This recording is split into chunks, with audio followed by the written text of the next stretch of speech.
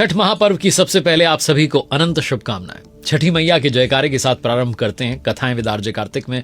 छठ की कथा आपको सुनाते हैं। भगवान सूर्य की आराधना का पर्व है, आस्था और अमर परंपरा का पर्व है। बहुत समय पहले एक राजा थे, प्रिव्रत उनका नाम था, उनकी रानी का नाम था मालिनी। राजा और रानी के पास में सब कुछ था, वैभव, संपत्ति, सम्मान, पर संतान नहीं थी।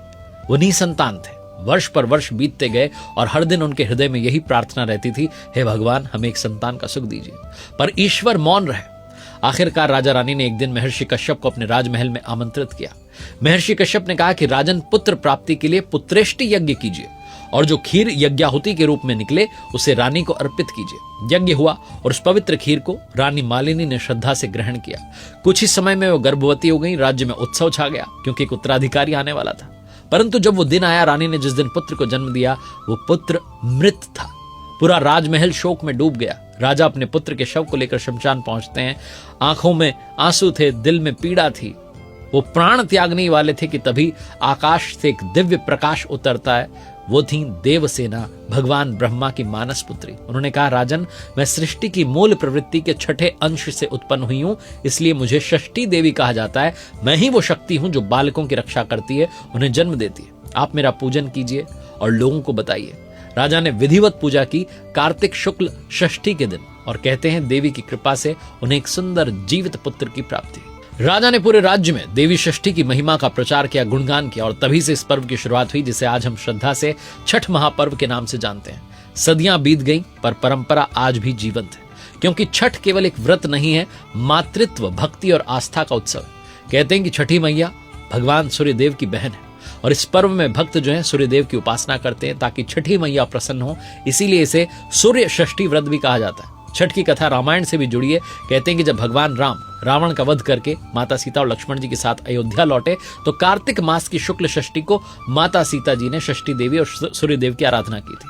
अगले दिन सप्तमी की सुबह उन्होंने पुनः सूर्योदय के समय जो सूर्यदेव को अर्घ्य दिया और उनसे आशीर्वाद लिया कि उनके राज्य में सदैव सुख और समृद्धि बनी रहे। महाभारत काल में भी इस पर्व का उल्लेख मिलता है। एक प्रसंग है जब सूर्यपुत्र कर्ण जो है, जिनके बारे में कहते हैं कि हर दिन वो घंटों तक कमर तक जल में खड़े होकर के सूर्यदेव को अर्घ्य देते थे। उनकी तपस्या और भक्ति से प्रसन्न होकर के सूर्यदेव ने उन्हें अद्भुत तेज और अपराजय शक्ति दी।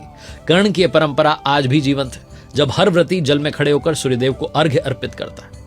एक और प्रसंग है, कहते हैं जब पांडव अपना सब कुछ हार गए थे तब द्रौपदी ने भी छठ का व्रत रखा था। उनकी भक्ति से प्रसन्न होकर के सूर्यदेव ने उन्हें वरदान दिया कि जो कुछ आपने खो दिया है सब कुछ आपको मिल जाएगा। तभी से कहा जाता है कि छठ का व्रत करने से हर मनोकामना पूर्ण हो जाती है, घर में सुख, समृद्धि और संतान का आशीर्वाद आता है।